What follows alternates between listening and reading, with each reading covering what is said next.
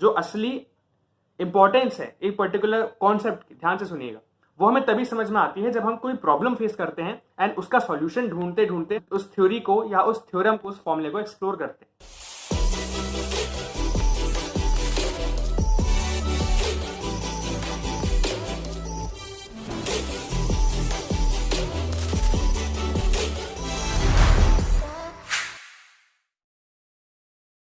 So guys, welcome to the episode number 1 of our TTP series।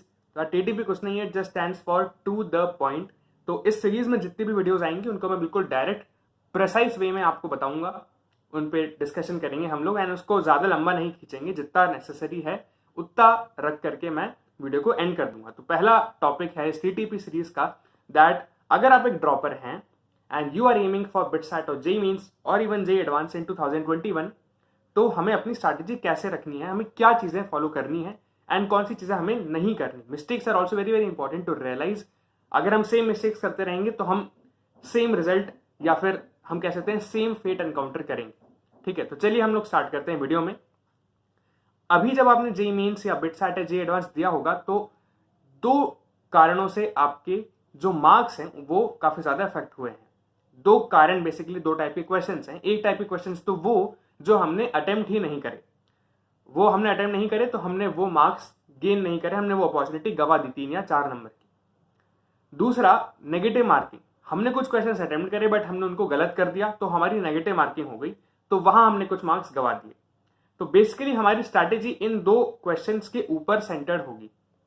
हमें यार जो चीज नहीं करनी ना वो ये है कि हमें 11th के पहले चैप्टर से जाकर के सीक्वेंशियली पढ़ना स्टार्ट नहीं करना है।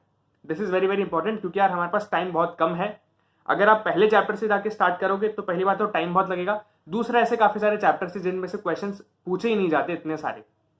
तो अगर आप उन पे बहुत ज्यादा टाइम लगा रहे हो तो आप इंपॉर्टेंट चैप्टर्स को कहीं ना कहीं कम टाइम दोगे एंड अगेन सेम चीज होगी, प्रॉब्लम्स की प्रैक्टिस नहीं कर पाएंगे। आपको आता सब कुछ होगा, थ्योरी आपको आती होगी, बट क्योंकि प्रैक्टिस नहीं है प्रॉब्लम्स की, एप्लीकेशन आपको उतना अच्छे से नहीं आता, मिस्टेक हो जाएगी एग्जाम में।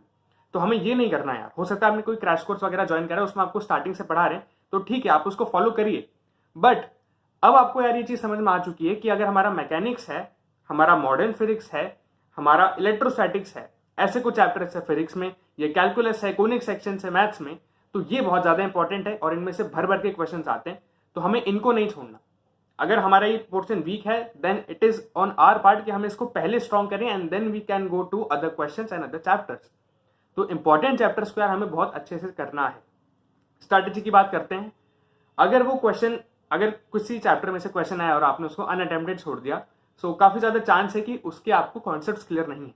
अगर आपको लगता है कि यार ऐसा कोई चैप्टर था जो मैंने ढंग से नहीं पढ़ा या फिर मुझे उसकी थ्योरी अच्छे से नहीं आती थी जिसके कारण मैं क्वेश्चन अटेम्प्ट नहीं कर पाया, तो आपको पहली चीज तो ये करनी है कि आपको उसके थ्योरी को, चैप्टर को बहुत अच्छे से पढ़ना है, रीड करना है। फिर इसके लिए आप HC वर्मा यूज करिए, काफी अच्छी बुक है। मैथ्स में अगर आप चाहो तो RD शर्मा यूज कर सकते हो, या फिर आप एंगेज करोगे तो वो भी सही रहेगा।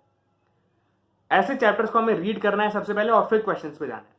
दूसरे टाइप के वो क्वेश्चंस थे जो हमने अटेम्प्ट करे थे but due to negative marking हम उनमें कुछ मार्क्स गेन नहीं कर पाए एंड टाइम और मार्क्स दोनों का हमें लॉस हो गया। ठीक है, उसमें हमें क्या करना है, अब उसमें हमें चैप्टर पढ़ने नहीं जाना।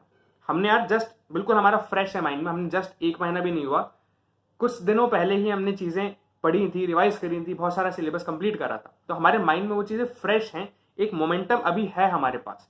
अब हम चैप्टर पढ़ने जाएंगे so it would just be a waste of time.